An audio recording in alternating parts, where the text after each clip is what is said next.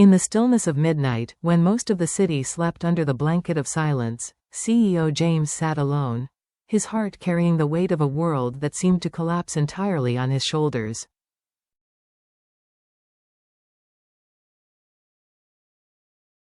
Outwardly, he remained composed. Inwardly, however, he was shattered. Behind that practiced smile lay the wreckage of bankruptcy, a truth so heavy it could break even the most resilient heart.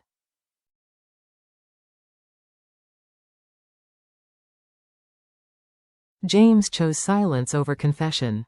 If too Diep, his partner, and little Nay, her innocent child, never knew, they would never bear the pain.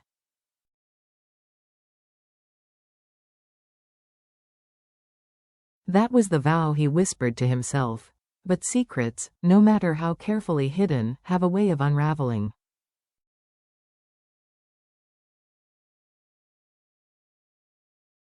And when Diep discovered the reality he was desperately trying to shield from her, she faced an agonizing choice of her own. Would she walk away to protect herself and the child she loved, or would she stay and endure the storm at his side, even if it meant suffering together?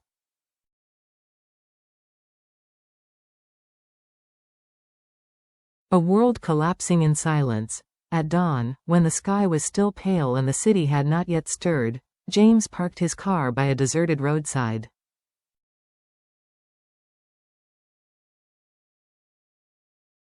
He lowered his head onto the steering wheel, his hands trembling. To the outside world, life marched on.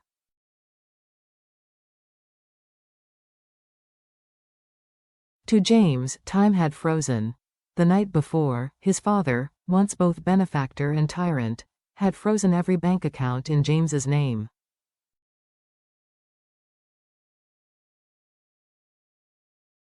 His corporate role stripped, his financial lifelines severed. Overnight, the empire he had carefully built vanished.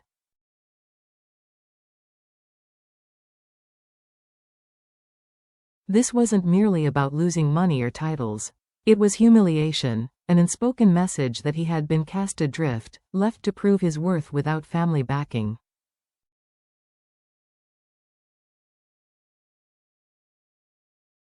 He could have called his mother, begged her to speak on his behalf. He could have confided in Diep, who would have surely met him with tears, compassion, and the comfort of her embrace.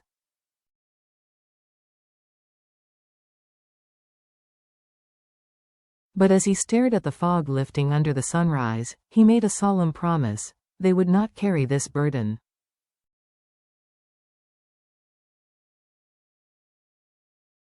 Diep had already weathered enough hardship in her life.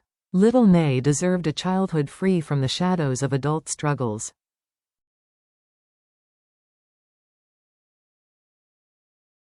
So James straightened his back, wiped exhaustion from his face, and prepared the mask he would wear.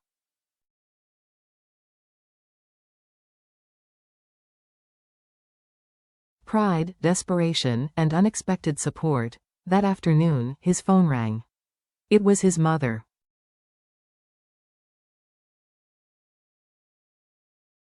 Her voice, heavy with sorrow, broke as she admitted she still had 5 billion Vietnamese dongs saved, enough to help him rebuild.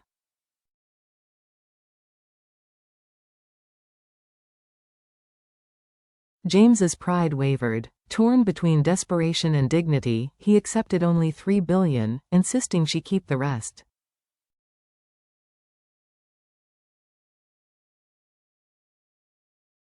I will fix this on my own, he said.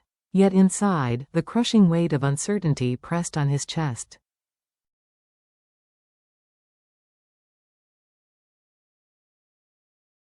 Later that day, his younger brother, Hank, quietly transferred 500 million without a word.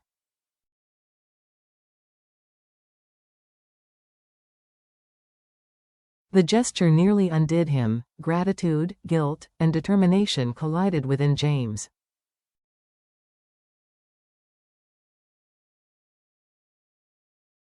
Still, he whispered a vow to himself: every bit would be repaid. Tonight, no one would see him falter.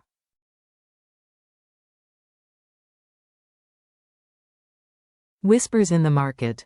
Meanwhile, in the small town market, two Diep's hands were stained with earth from the morning's harvest.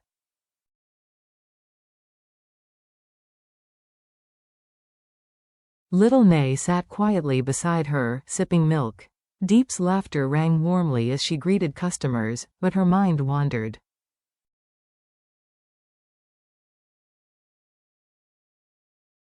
She remembered the last time James had looked at her, his smile intact, but his eyes distant, carrying a weight he didn't share.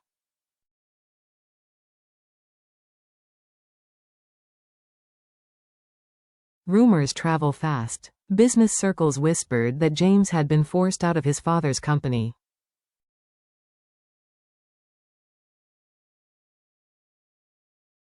That his accounts were frozen. That he had been cut off. The thought of him carrying all that alone pierced her heart.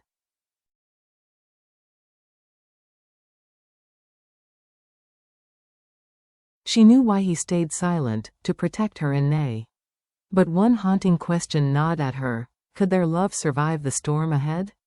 Or would she, for Nay's sake, have to walk away?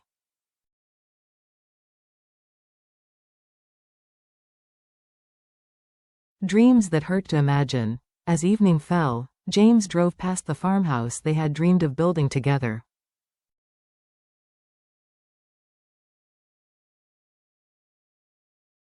Its wooden beams glowed gold in the fading light. He imagined Diep and Nay waiting for him on the porch, their laughter filling the air.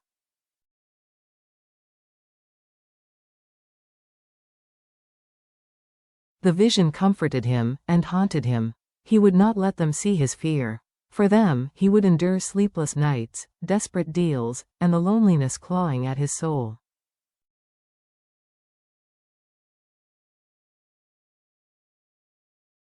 But a quiet dread remained. What if Diep discovered the truth, and chose to leave?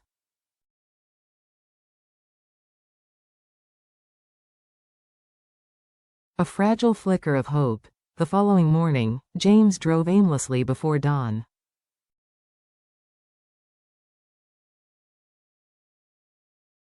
Deals loomed like shadows. Debts snarled like storms in his mind.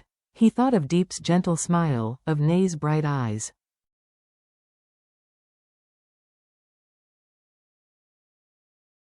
He needed a lifeline. By mid-morning, he met his old friend Trang at a familiar cafe.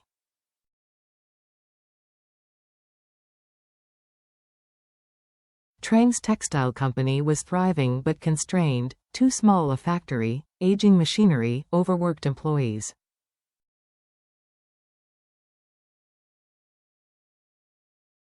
I offered you 20% last year for 3 billion, Trang reminded him. Now, 3 billion buys only 5%.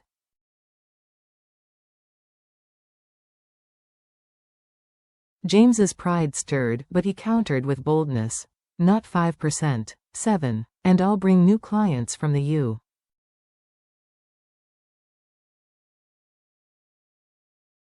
U.S. Restructure your operations, and manage part of the company myself. Trang hesitated, then extended his hand.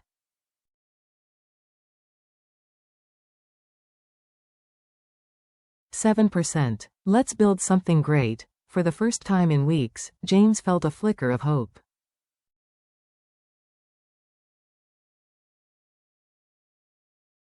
It wasn't salvation. Not yet. But it was a step. A child's innocent question.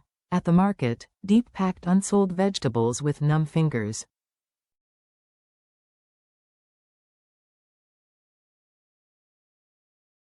Nay skipped beside her, humming.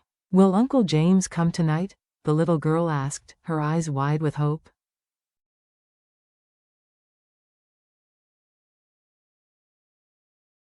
Maybe, sweetheart. He's busy these days, Diep replied, her smile faltering. That night, James visited the farmhouse again.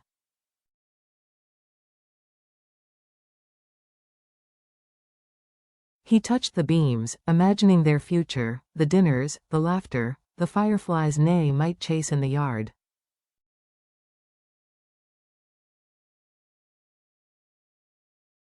The dream ached like an open wound. He drove away before knocking, retreating into work.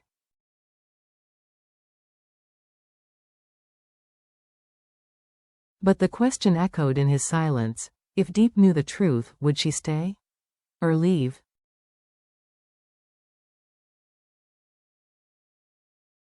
Breaking the silence, days blurred together.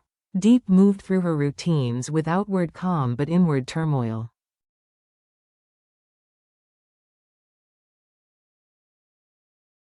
Nay, sensing the change, tugged her sleeve. Why doesn't Uncle James visit as much? Did we make him sad?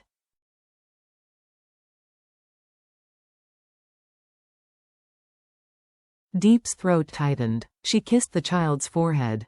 No, sweetheart. Uncle James is just very busy.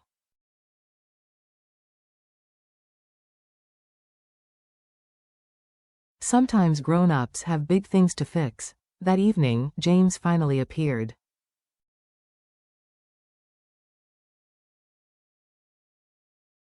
Nay's eyes lit up as she leapt into his arms. For a moment, joy returned to the home.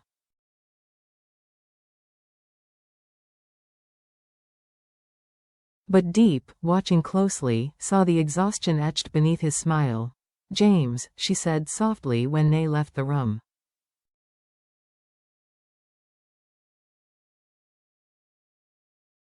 You've been distant, and I know something's wrong. He tried to dismiss it as work.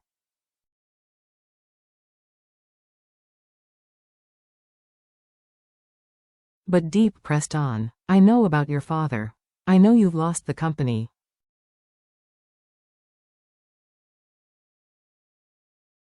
The mask slipped. His composure cracked. I didn't want you or Nay to worry, he whispered.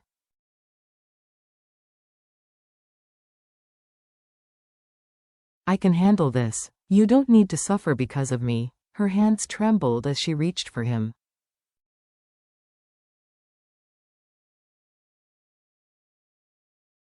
Suffering doesn't scare me. Losing you does. For the first time in days, James let himself breathe.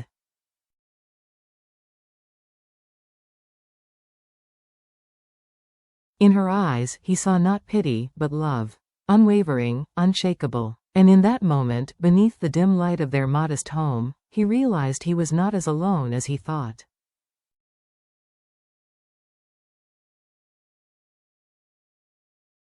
The larger truth. James's story reveals a universal truth. Even the strongest can be brought to their knees by hardship.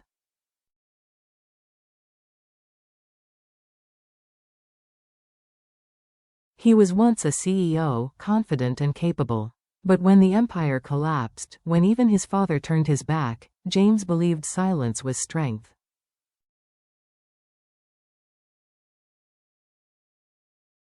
What he discovered was far greater. Love and trust are strongest when shared. Diep could have chosen the easy path, walking away when she learned the truth.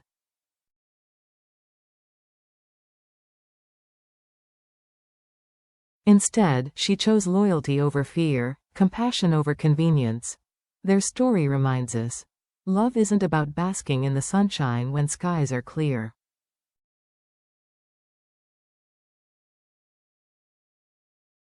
It is about standing together in the storm, even when the horizon looks uncertain.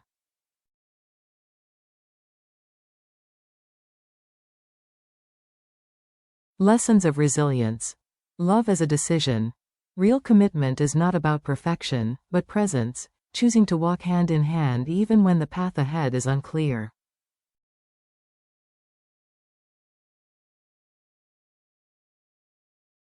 Strength in vulnerability. Letting others see our scars invites connection, and connection builds resilience.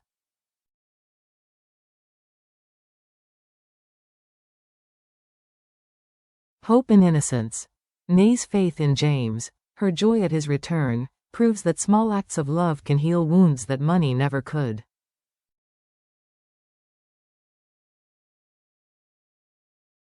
Redefining success. James thought his worth was measured by wealth and power. In truth, it was in his most vulnerable state that his bond with Diep deepened.